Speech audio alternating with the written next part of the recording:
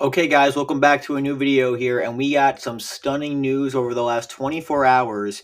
The Assad regime has spiraled out of control, and frankly, it's over. The Assad regime is over. The decades-long reign of Bashar and his father is coming to an end, and while major media corporations are not ready to call it yet, I'm not going to hold back. It's clearly over, and what I did not anticipate yesterday, guys, in the video, I said when HTS was taking the city of Homs, which is on the verge of falling, if not fallen already, I said they would have most likely an open pathway down the highway all the way to Damascus. What I did not take into account, guys, that the Free Syrian Army and a number of rebel factions in the south of the country would conduct their own, and by the way, this is all in the last 24 hours, that they would conduct their own offensive from the south towards Damascus, and they're there already, and they are already inside the city. There's rebel factions all in the city. There's reports that the city has been surrounded on all sides. The president has fled, which we talked about yesterday. There are some people like weirdly claiming that, oh, it was fake, that no, the president's still there. No, he's gone. And the reason, just to confirm that's 100% accurate, the presidential guard is not there, which they would definitely be there in the situation where the Assad was still in his palace. He's most likely fled to Russia or the UAE. It's up for debate where he went, which I'm sure we'll find out in the coming hours. But while the city is not officially fallen yet, it's a matter of when, not if, and I think it'll be within the next 24 hours. And the Free Syrian Army marches in, and we're getting reports of clashes all around the city. And it's not only the Free Syrian Army, guys, as well as other rebel factions. We're getting reports that actual members of the Syrian Army have basically given up. We've seen videos of them changing into civilian clothing. I mean, it's pretty wild how quickly this occurred. And this also comes with reports, guys, which is super interesting. The Turkish government, according to reports from CNN today, actually gave HTS the green light to conduct this offensive, which is super interesting. So the Turkish government's fingerprints are all over this offensive. And guys, just to zoom out here for a second, this is the country of Syria, and you see the red here on the map. It is way smaller than when we started looking at this just a couple of days ago. It is unbelievable stuff, and honestly, guys, in the 2010, this was the Middle East story. This was what was the main storyline of the Middle East for the most part in the 2010s. And now, in a matter of a week, it's just about over. I mean, it is stunning to see. And if we look here, guys, I thought this was an interesting CNN article where they're basically talking about the different factions like we've been discussing here, where HTS, of course, is one of the groups, but it's very complicated because there's a number of different rebel groups here. At the Syrian National Army, these are not the same at all. That's what I think people do not understand about this. There's a number of different groups. So even when Assad is deposed, which is imminent, there's going to be other clashes, which not sure people are prepared for. This is not over from a war perspective for a long part. I mean, this is going to be a very long, drawn out conflict unless there can be some sort of settlement in the near future, which I'm not sure that's the case, just because of how different the ideology is between a lot of these groups. And again, guys, this is all you got to know. The Syrian military is retreating. This is a couple minutes ago. The Syrian military is reportedly retreating from parts of Damascus. We've seen a number of videos out there. Even evacuation commands coming from the Syrian armed forces have evacuated the general staff headquarters and Air Force command in the capital of Damascus. The rebel forces entered the city from the south. Guys, usually if you're actually winning a war, chances are you're not going to be evacuating your main headquarters if you're actually doing well, which there was a video of a Syrian general earlier saying, oh yeah, everything's just fine. It's like that meme of the guy in his house when everything's on fire smiling. It's ridiculous. And again, just as far as the city of Homs goes, Syrian rebels have entered Homs from the north and east, sources tell Reuters. Again, the city's imminent. It's about to fall, Homs. Again, I think, especially if Damascus falls, there's really no need for Syrian regime forces to put up any resistance, because if Damascus falls, what's the point? So if Damascus falls, there's no question that Homs is going to be just about done, but it will be controlled by HTS, which will be interesting because it seems as though Damascus is going to be liberated by the Syrian National Army. So it's going to be interesting to see how the conflict develops on that front, whether or not we'll see a dispute between the Syrian National Army as well as HTS. And that's going to be the main storyline of the coming days, guys. That'll be the next part of this conflict. And I thought another interesting key moment, guys, was President Trump has actually released a statement on the conflict in Syria. I believe it's his first statement on the uprising since this all occurred around a week ago.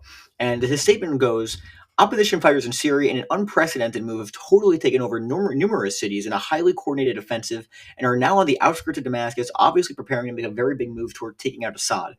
Russia, because they are so tied up in Ukraine and with the loss there of over 600,000 soldiers, seems incapable of stopping this literal march through Syria. It's true. A country they have protected for years. This is where President Obama refused to honor his commitment of protecting the red line of the sand, and all hell broke out with Russia stepping in. But now they are, like possibly Assad himself, being forced out, and it may actually be the best thing that can happen to them. There may never be there was never much of a benefit in Syria for Russia other than to make Obama look really stupid, blah blah blah. And then the key line here, guys: the United States should have nothing to do with it. This is not our fight. Let it play out. Do not get involved. Super interesting comment from the president, guys, kind of giving you a look into his mindset for the next administration. And again, it seems as though the U.S. is not directly involved in this fight, but again, who knows? Because again, guys, we talked about it yesterday. HTS is considered a branch of Al Qaeda by our State Department and our government. And by the way, guys, as far as our last video from yesterday, we're getting a lot of views on that. Just make sure to like and subscribe. Really appreciate that. It helps in the algorithm. So thank you guys for watching that. But super interesting from President Trump here. And then we go here, guys. Again, it's just the news that keeps on coming in. Nothing good for the Assad regime. The Syrian Democratic Forces have offered a general amnesty to all members of the Syrian Arab Army and pro-Assad militias. So basically, guys, what they're saying is if any Assad member gives up or drops their arms, they'll be given amnesty. They're fine, meaning they will not face any criminal punishment is what. And guys, they're losing the war right now, so chances are you're going to see a lot of people, which we're seeing according to a number of videos out there, that we're already seeing thousands of defections already.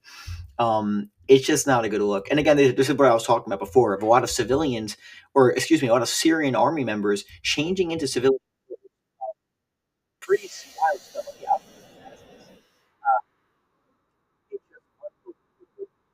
outskirts of really land that's been taken in such a short amount of time, guys. And again, they continue to advance. And again, like I said, it's not necessarily that it's going to be peace and democracy here in Syria in the near future.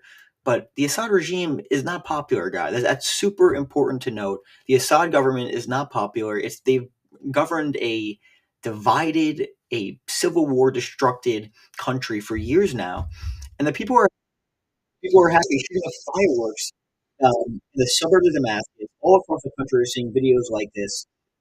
People are finally done that a dictatorship that's ruled the country for years is finally about to be deposed. And frankly, and again, you said yesterday that the president has fled the country. The state government or state media was saying, "Oh no, he's doing his work. He's in Damascus as usual." Nobody buys this. I mean, it's ridiculous, obvious propaganda at this point, which is surprising. They're still buying it, or they're still posting things like this. And again, look at this, guys. This is some town to the north of Damascus here. Uh, Propaganda being taken off the walls. Just stunning, stunning stuff here. And again, and another thing, guys, here, which we're talking about, a ton of prisoners, political prisoners during the Assad administration, guys, they're all being released. So let's take that into account, too. A bunch of anti-Assad prisoners being released back on the battlefield from all these liberated cities, which is another huge storyline of all this, is the fact that there's even more soldiers are just being added into the resistance forces. It's a complete disaster, guys, for the Assad regime. And again, what we were talking about before, a bunch of posters being torn down of the Assad government. And one other nice, interesting caveat of this, guys. The Israeli Security Cabinet will meet tonight at 21 o'clock to discuss the ongoing situation in Syria. Because, guys, we're seeing reports that the rebels, I mean, again, who knows? Of course, bordering up with Israel, would they go into Israel? It's super, and it's not that out of the realm of possibility, especially if we see clashes with a number of different groups. Who knows? Maybe some groups want to say, hey, let's go into Israel and take back the Golan Heights and make it Syrian territory again. It's not impossible. And we're already seeing threats being conveyed by the Israelis to Syrian rebels. If you cross the ceasefire line, we will have to act against you. So who knows? We could be seeing a conflict between Israel and now Syrian forces or Syrian resistance forces.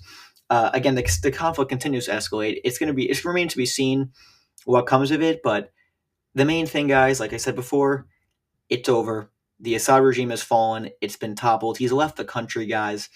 And the only question now is, what comes next? what comes next? It is just unbelievable how quickly this has all occurred. And it just goes to show you guys how quickly things can change in the Middle East. I mean, it was only 2 weeks ago where, or last year, guys, where, Syria was welcomed back into the Arab League of Nations. Maybe they were finally normalizing relations again, being accepted back into the Arab world, but it's over. It is over, and the only question is going to be what comes next. And hopefully the civilians of Syria are going to be safe, but it is a scary times in the Middle East. But again, anything can change with a snap of the fingers. It is unbelievable what has changed here. But yeah, that's the headline. The city or the regime of Assad has fallen, and what happens next? It remains to be seen. But thank you guys for watching. Crazy news. It's an overload of information, I know. But that's what I got for you guys today. Thank you for watching. Make sure to like and subscribe, and I'll see you guys soon. Thanks.